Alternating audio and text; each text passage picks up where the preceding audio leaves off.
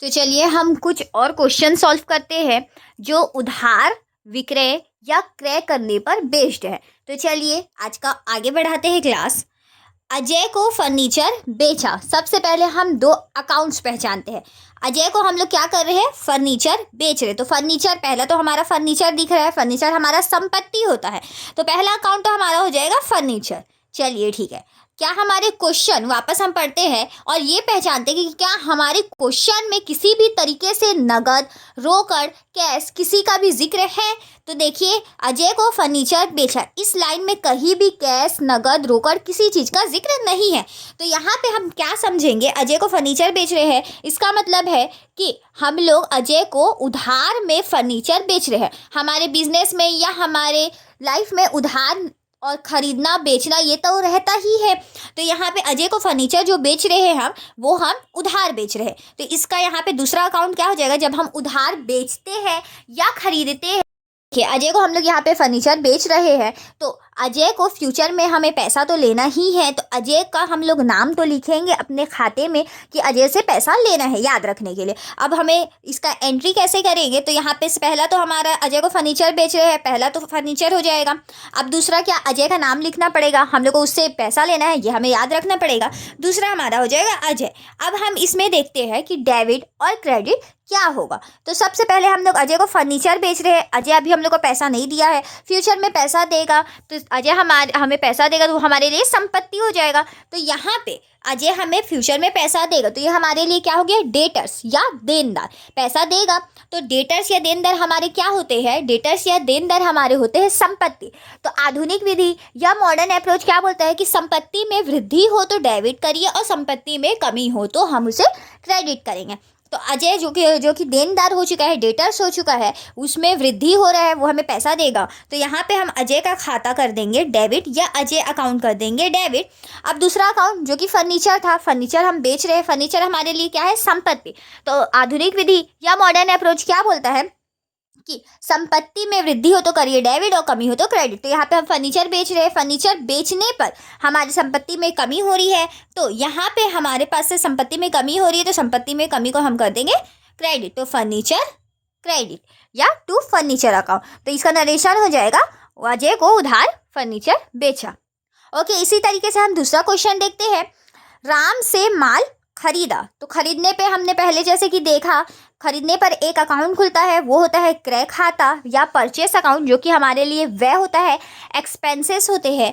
और दूसरा यहाँ पे हम देखेंगे, वापस क्वेश्चन पढ़ेंगे और चेक करेंगे कि क्या यहाँ पे कैश, नगद किसी चीज़ का जिक्र है। तो देखिए, राम से माल खरीद रहे, तो यहाँ पे कैश, नगद किसी चीज़ का जिक्र नहीं है, यहाँ पे केवल दिया है कि राम से माल खरीदे। तो राम से हम यहाँ पे उधार माल खरीदेंगे, ये हम जान जाएंगे।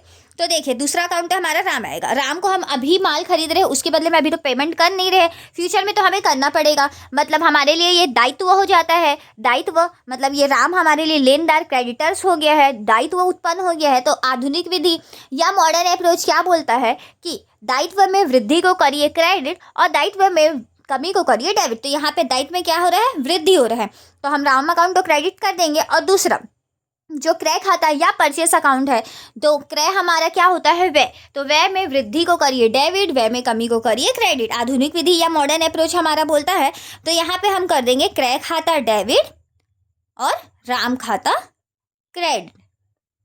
तो इधर हो जाएगा उधार माल क्रय करने पर नरेशन। ओके, इसी तरीके से हम नेक्स्ट क्वेश्चन देखते हैं। नकुल को माल विक्रय किया। दो अकाउंट पहचानिए, स्टेप के हिसाब से चलते हैं। विक्रय कर रहे हैं तो विक्रय खाता होगा, और दूसरा नकुल को माल विक्रय कर रहे हैं। क्वेश्चन वापस पढ़ते हैं, देखते हैं नगद, रोकड़, कैसे किसी चीज़ का दिया है। तो देखते हैं, नकुल को माल विक्रय कर रहे हैं, तो यहाँ पे नगद वगैरह का तो कुछ नहीं दिया, इसका मतलब है कि हम नकुल को उधार विक्रय कर रहे हैं। तो दूसरा अकाउंट तो हमारा नकुल आ जाएगा। अब पहचानते हैं डेबिट या क्रेडिट क्या होगा। आधुनिक विधि हमारा क्या बोलता है कि आधुनिक विधि बोलता है कि संपत्ति को करिए डेबिट, संपत्ति में वृद्धि को करिए डेबिट और संपत्ति में कमी को करिए क्रेडिट। नकुल यहाँ पे हमारा देनदार हो गया है, अभी पैसा नहीं दिया है, फ्यूचर में पैसा देगा। तो देनदार संपत्ति होता है, संपत्ति में हो गया वृद्धि, तो यहाँ पे हम नकुल का खाता कर देंगे डेबिट। और विक्रय, विक्रय हमारा क्या होता है, आय। आय में विक्रय कर रहे हैं हम, आय में वृद्धि हो रहा है, तो यहाँ पे विक्रय खाता हो जाएगा। आधुनिक विधि के हिसाब से आय लाभ को क्रेडिट करिए, वृद्धि को और आय लाभ में कमी को करिए डेबिट। तो यहाँ पे हमारा वृद्धि हो रहा है तो विक्रय खाता हो जाएगा क्रेडिट। तो चलिए इसी तरीके से हम इसी का अगर आपको नगद में क्वेश्चन रहे तो उसे हम कैसे सॉल्व करेंगे उसका भी देख लेते हैं। सेम क्वेश्चन का यहाँ पे नकुल को माल विक्रय कर रहे थे जो कि उधार था। अब यहाँ पे क्या है, नकुल को नगद माल विक्रय किया, तो यहाँ पे दो अकाउंट पहचानेंगे। विक्रय कर रहे हैं, पहला तो विक्रय खाता खुलेगा, दूसरा अकाउंट क्या होगा, नकुल को नगद माल विक्रय कर रहे हैं। क्वेश्चन में क्लियर कट बोल चुका है नगद माल विक्रय कर रहे हैं, मतलब कि हम उससे पैसा ले रहे हैं और हम उसके बदले में उसको माल दे रहे हैं। तो पैसा संपत्ति है यहाँ पे हमारा। दूसरा रोकड़ हमारा संपत्ति होता है। आधुनिक विधि या मॉडर्न अप्रोच क्या बोलता है कि संपत्ति में वृद्धि को करिए डेबिट, संपत्ति में कमी को करिए क्रेडिट। तो यहाँ पे हमारा रोकड़ संपत्ति है तो रोकड़ में वृद्धि हुआ तो रोकड़ खाता हम कर देंगे डेबिट, और यहाँ पे विक्रय हम कर रहे हैं, विक्रय हमारा आय होता है। आय में वृद्धि को करिए, यहाँ आधुनिक विधि या मॉडर्न अप्रोच बोलता है कि आय में वृद्धि को करिए क्रेडिट और आय में कमी को करिए डेबिट। तो यहाँ पे हमारा आय में वृद्धि हुआ है तो हम यहाँ पे कर देंगे क्रेडिट, विक्रय खाता क्रेडिट। ये दोनों क्वेश्चन में आपको अंतर समझ आ चुका होगा। एक में नगद शब्द यूज नहीं किया था, इसी के लिए हम उसे उधार माने थे और जिसको हम बेचे थे उसका हम नाम लिखे थे, और एक में नगद शब्द क्लियर यूज करा है। तो यहाँ हमारा नगद सौदा है, नगद सौदे में हम नाम नहीं लिखते हैं और ये लिखते हैं रोकड़, तो यहाँ पे हमने रोकड़ से किया। इसी तरीके से हम लास्ट क्वेश्चन देखते हैं। देखिए लास्ट क्वेश्चन हमारा बोल रहा है सीमा से मोटर कार खरीदा। मोटर कार, यहाँ पे मोटर कार हमारा क्या है, संपत्ति है। तो संपत्ति जब खरीदते हैं तो उसके लिए क्रय खाता नहीं खुलता है, खुलता क्या है, उसके नाम पे खाता। तो यहाँ तो पहला अकाउंट हमारा हो जाएगा मोटर कार।